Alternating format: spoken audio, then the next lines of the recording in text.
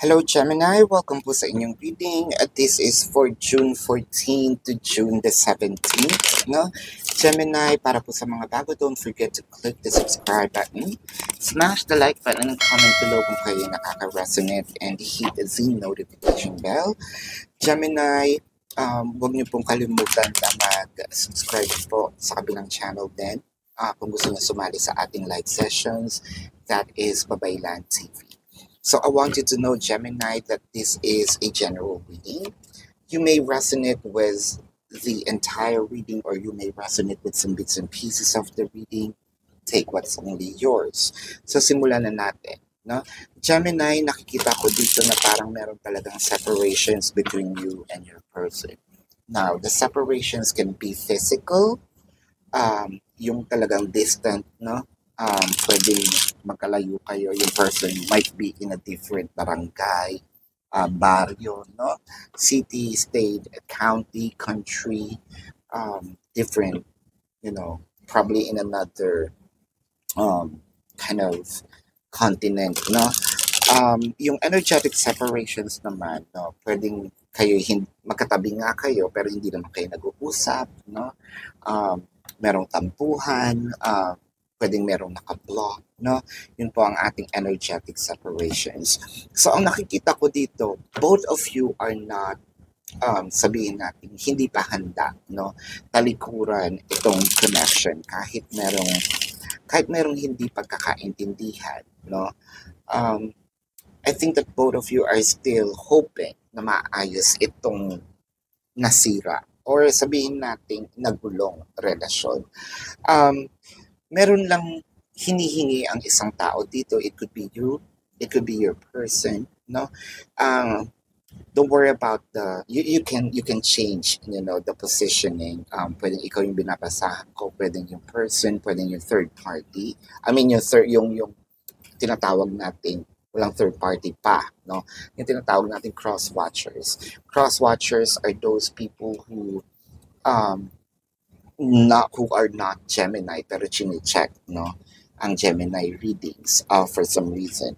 So what I am reading here is the dynamic at yung nangyayari, no, sa inyong situation. Pero ang nakikita ko nga dito, ang hinihingi ng taong ito is magkakabati lang kami, magkakaayos lang kami, no, magkakausap lang kami uli. If ever, no, na itong person na ito ay magbago, no? If ever na itong person na ito ay mangako at gagawin ang kanyang pangako, no? Kumbaga hindi na uubra yung santong dasalan, no? Kasi parang ang daming beses na rin na ibinigay na chances, hindi rin umubra, no? I think na nandito na tayo sa santong paspasan or gumamit na ng kamay na bakal, no? Kailangan kumbaga sa guidance, no, merong parusa, no? Hindi basta-basta yung sorry lang maaayos na itong connection na ito.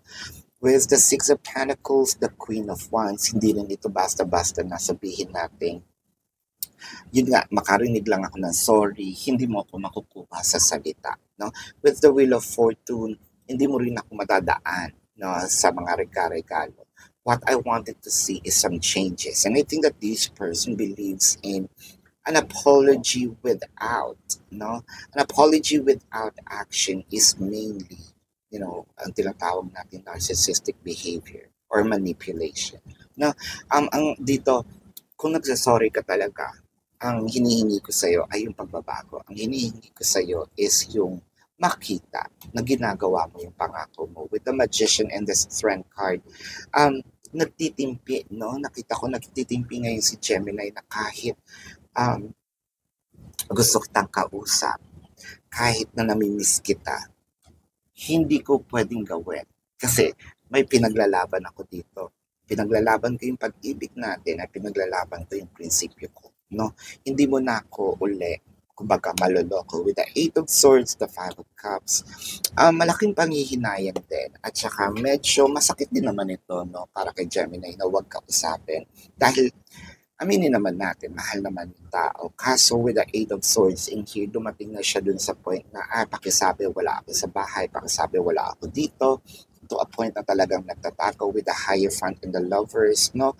Unless na siya yung gumawa ng paraan para sabihin natin na makapag, sabihin natin dito na with the Hierophant, no? Siya yung mag-apology, no? Hindi, and apology with action, the Lovers, no? Yung pangakong gagawin.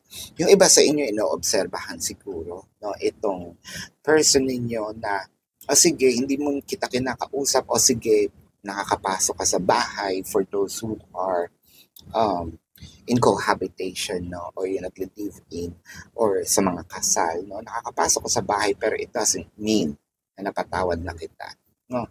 Siyempre, bahay natin to, dito ka umuwi, pero nandun pa rin yung pain, nandun pa rin yung gigil, no? So titignan ko, I'm observing you with the World card, yung mga changes na the Four of Pentacles and the Nine of Pentacles.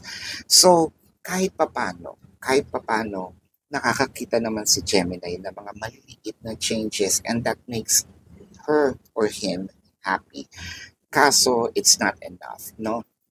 So, baga, konting push pa, no? I think it's a Gemini is gumagawa ng mga tests, no? To make sure na kapag pinatawad kita, is hindi mo na uulitin, no? So, this is your reading for now, Gemini. Let's check the zodiac sign of your person. This could be their sun sign or a placement in their chart. I'm seeing Taurus. Pwedeng kapwa Gemini din ito. Sagittarius, Pisces, no? Virgo, Capricorn, Leo. Yeah, so doon lang siya umikot. So this is your reading, Gemini. Again, para po sa mga bago, don't forget to click the subscribe button, smash the like button, comment below kung kayo nakaka-resonate, and hit the notification bell. Kung gusto niyo po ng dalawang reading sa akin, meron din po tayo din sa kabilang channel, Babaylan TV. No? Yan po ang ating unang channel catered for our international audience. At sa kabilang channel din po ang ating live session. So kung gusto niyo sumali, you're very much welcome. Kung gusto niyo pong magtanong, pwede po magtanong sa comment section as long as the question is answerable by yes or no.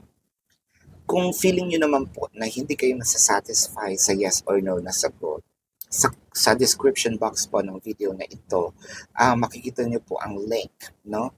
All you have to do is either to copy the link or click the link. You will be routed to my website.